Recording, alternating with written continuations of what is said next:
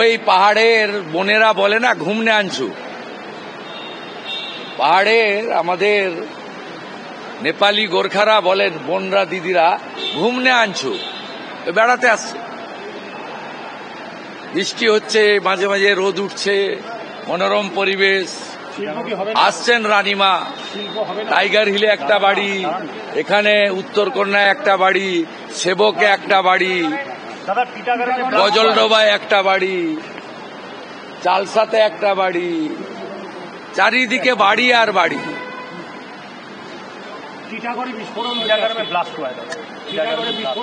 আরে আপনারা কালকে দুর্গাপুরের ব্লাস্টটা দেখাননি কেন? আপনার পশ্চিম বর্ধমানে সেখানেও তো ব্লাস্ট হয়েছে। সব জায়গায় খাগড়াগড়ের মতো জিহাদিরা এখানে লুকিয়ে আছে, এবং এটা সম্ভব হয়েছে বর্ডারে কাঁটাতারের বেড়া নেই বলে।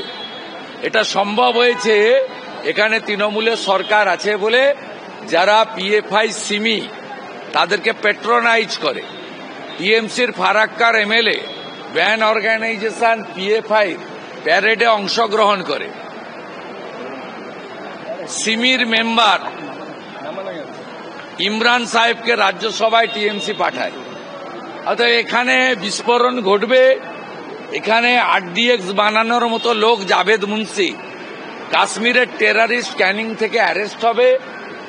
এখানে আনসারুল বাংলার 7 শেখ 3 বার ঘাসের উপর জোড়া ফুলে ভোট দিবে, তারপরে আসাম এসটিএফ তাকে তুলে নিয়ে যাবে। এটা কমন বিষয় বাংলার। বাংলার মানুষ নট সেফ। মমতা ব্যানার্জির হাতে থাকলে বাংলার মানুষ সেফ নয়। উত্তরবঙ্গে বিজেপি শক্তি অনেকটাই বেশি, মমতা এবার বেশি করে সময় দিচ্ছেন, লক্ষ্য আগামী নির্বাচনে। উনি বরাবর সময় দেন, এবারে আবার কোত্থেকে এই যে সব টার্মগুলো আনেন কেন আপনারা? উনি বরাবরই চেষ্টা করেন। উনি গঙ্গা প্রসাদ জিকে যোগদান করিয়েছিলেন, কিন্তু মনোজ টিগ্গা জিতেছে। উনি সুমন কাঞ্জিলালের মতো লোককে বিধানসভার ভিতরে বলে বিজেপি আর বাইরে বলে তৃণমূল।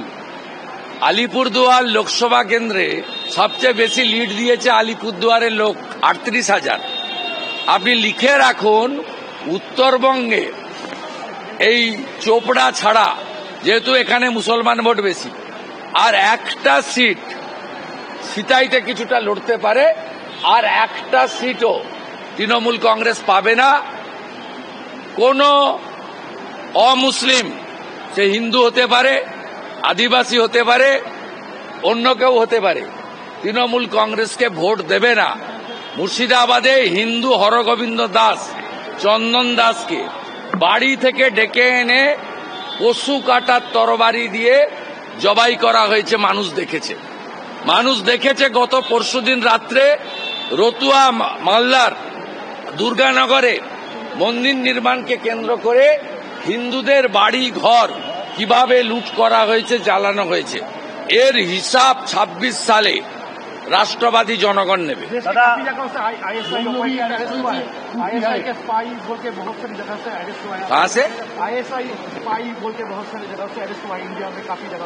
इंडिया का बात नहीं बोलूंगा। इंडिया में तो बहुत अच्छा काम चल रहा है। गुजरात, महाराष्ट्र में, हरियाणा, दिल्ली में जितना भी रोहिंग्या मुसलमान था उसको निकाल दिया, और बीएसएफ ने उसका हालत जैसे करना चाहिए था कर दिया, सब घुसा दिया अंदर। ये बंगाल में वोट बैंक का पॉलिटिक्स चल रहा है, इसलिए जो डे बिफोर यस्टरडे अरेस्ट हुआ उसको इमाम भत्ता मिल रहा है, वो मदरसा का टीचर है। Bengal is not safe. Mamata Banerjee का तुष्टीकरण का राजनीति से बंगाल सेफ नहीं है।